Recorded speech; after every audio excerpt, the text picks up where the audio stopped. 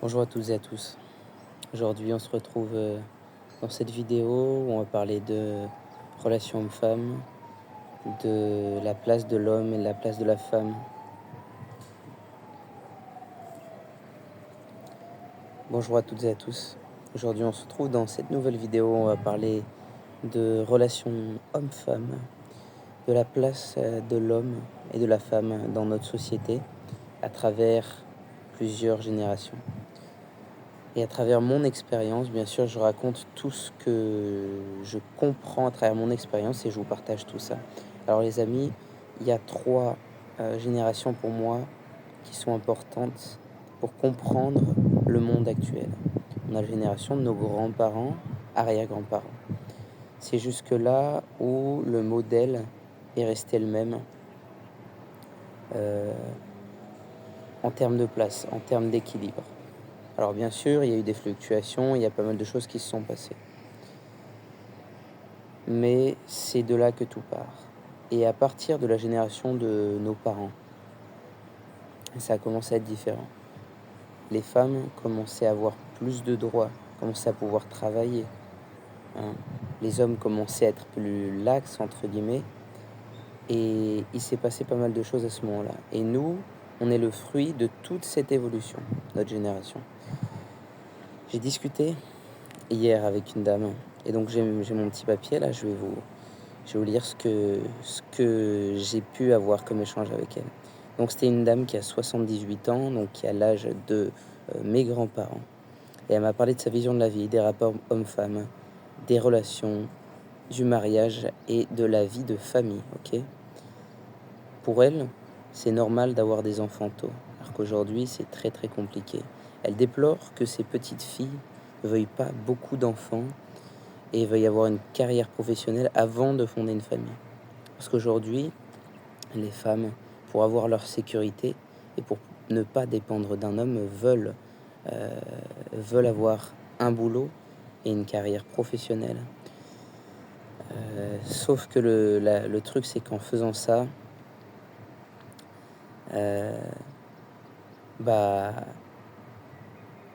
personnellement, moi, j'ai pas envie d'être avec une femme qui va avoir une carrière professionnelle.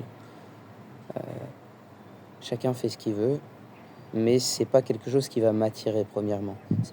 C'est pas un critère que j'ai pour moi. Les femmes le font si elles le veulent, mais c'est pas quelque chose qui va m'attirer. Et, et je vais me dire que d'un côté, si elle le fait et qu'elle veuille avoir de la sécurité, c'est que elle a du mal à, à être en relation. Elle a du mal à accepter de rester dans une situation où elle n'est pas dans le contrôle. Je continue. Pour elle, la femme et l'homme sont complémentaires et chacun... Pour elle, la femme et l'homme sont complémentaires et chacun a son rôle. Chacun a son rôle. Elle l'entendait dans le sens où l'homme a son rôle à la maison, au travail, et la femme également. Que chacun ait sa place pour qu'il y ait un équilibre. Et ça m'a touché.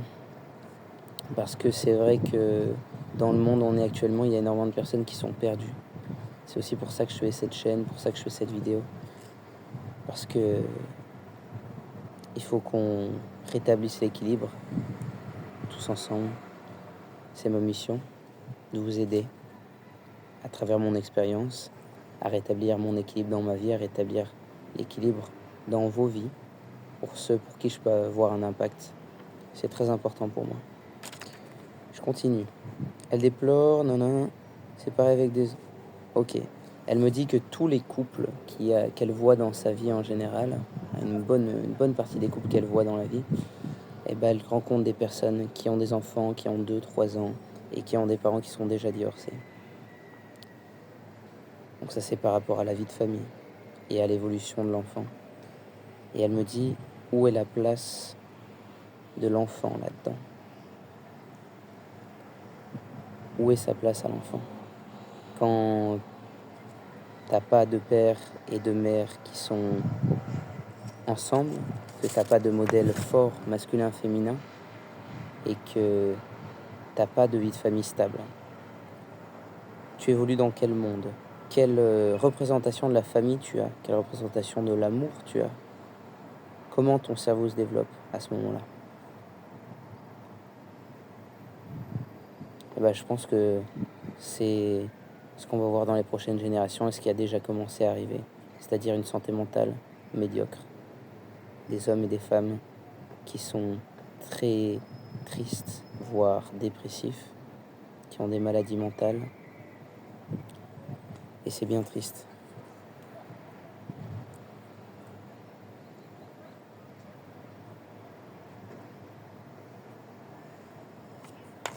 Ok, concernant les rapports hommes-femmes, un petit peu plus sur le plan sexuel, sur le plan de l'amour, de l'érotisme, euh, elle m'a dit qu'à l'époque, quand il y avait des hommes qui leur donnaient une fessée, leur mari, elle a rigolé.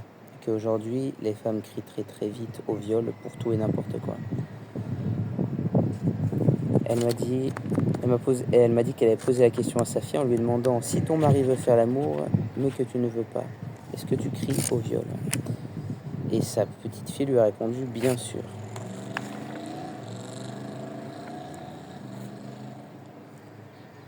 Alors je pense que il faut pas tout mélanger. La dame ici, elle a dit que il fallait accéder entre guillemets aux besoins de son mari, aux besoins sexuels. Moi, je pense que les hommes n'ont pas besoin de faire l'amour. Ils n'ont pas forcément besoin. Donc, c'est pas à la femme de combler le désir de l'homme. Mais par contre, il faut qu'il y ait un équilibre.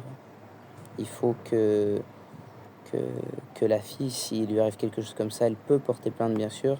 Mais quand on est en relation, il faut d'abord communiquer. Si on arrive à ce point-là, c'est qu'il y a un souci. Tu peux pas être avec quelqu'un et qu'il se passe ces choses-là. Sinon, c'est que tu n'as pas su choisir ton homme. Et si tu es l'homme, c'est que tu n'es pas un homme. Tu n'arrives pas à contrôler tes besoins sexuels, tu n'arrives pas à contrôler ton engin. Tu n'es pas un homme, tu es une merde.